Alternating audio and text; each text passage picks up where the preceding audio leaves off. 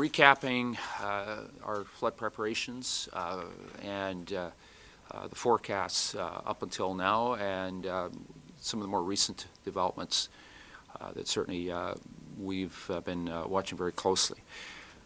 First of all, we went into this spring, I suppose you could say when spring does come, anticipating significantly higher precipitation over the winter, impacting in terms of spring flood conditions. We did not have the precondition of significant soil moisture going into the flood. We put out the initial outlooks and clearly identified there were some flood risks in various areas of the province. We upgraded the outlook just recently based on a number of events that moved that flooding level, in many cases from mild to moderate, in some cases moderate to major flooding. What we've seen over the last few days has led to the new outlook, which indicates that based on the weather conditions that we've seen in North Dakota, particularly in around the Fargo area, that we are upgrading the potential flood risk in the Red River Valley. The current unfavorable weather scenario, and I stress again that there's always a range that our forecasts look at, indicates that we could be looking at levels in the Red River Valley outside of Winnipeg of up to 1 foot higher than 2009. Not at 1997 levels, but 1 foot higher than 2009. Within the city of Winnipeg, with the James Avenue, we're looking at 1 foot lower potentially than 2009. It's important to note that when we're looking at Winnipeg, we're also looking at the combination of the Assiniboine and the Red River.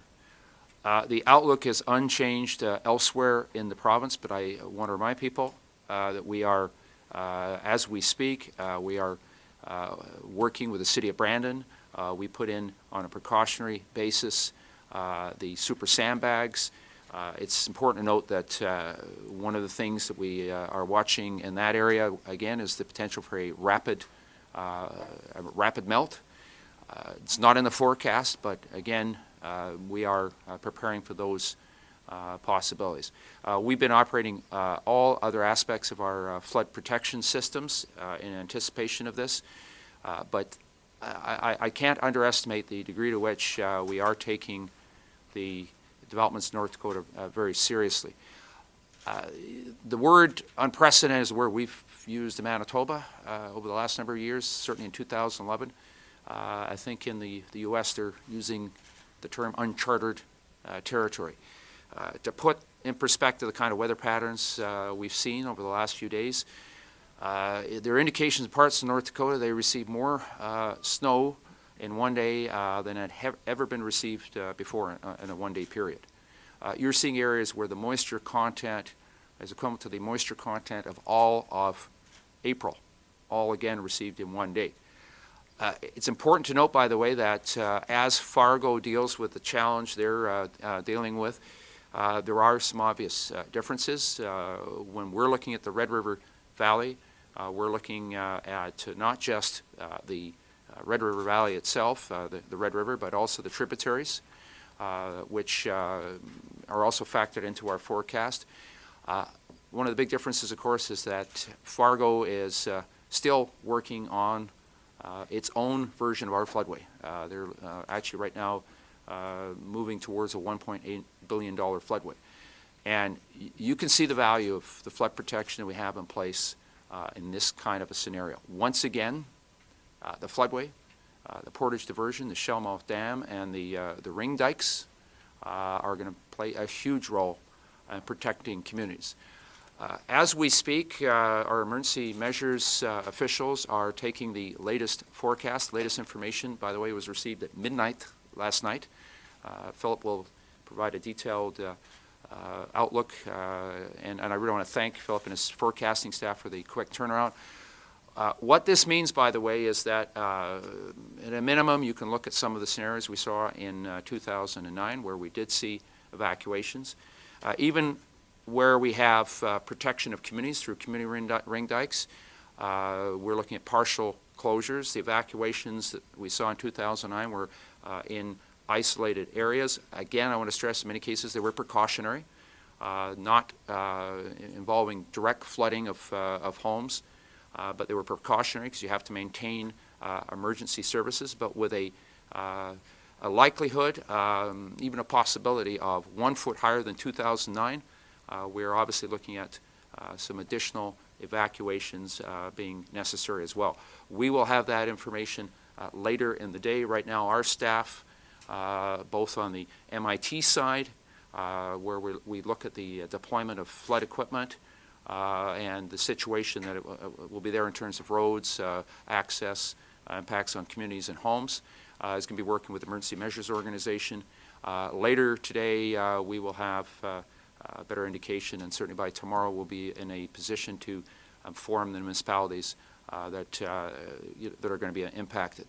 I want to stress again how much better prepared we are than 1950. This flood has every indications of being equivalent to or greater than a 1950 flood. 2009 was a greater flood than 1950. We had 100,000 people evacuated. We had 10,000 homes destroyed in 1950. We had 1 home affected by water seepage in 2009. So we are much better prepared, and we're even better prepared this time around than in 2009. One of the most significant differences between 2009 is in 2009 we had the community ring dikes in the Red River Valley south of Winnipeg. But since that time, we've had buyouts north of Winnipeg. Many of the flood-prone areas, we've had buyouts. We also have put in place a number of dikes that will make a difference. We have significant additions we put in place in terms of equipment. We've had the most aggressive ice-cutting program ever with the 4 amphibexes. We put in place trailers, tiger dams, aqua dams, ready for deployment, super sandbags. So we are better prepared than 2009. But I do want to say one thing. With a flood of this nature, there is a very significant overland impact.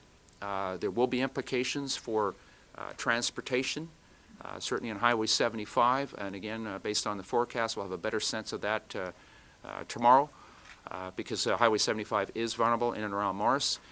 There will most definitely be a significant amount of flooding in terms of overland area, but obviously the main concern we're looking at now is impact in terms of evacuations. We'll have a better idea tomorrow, as I said.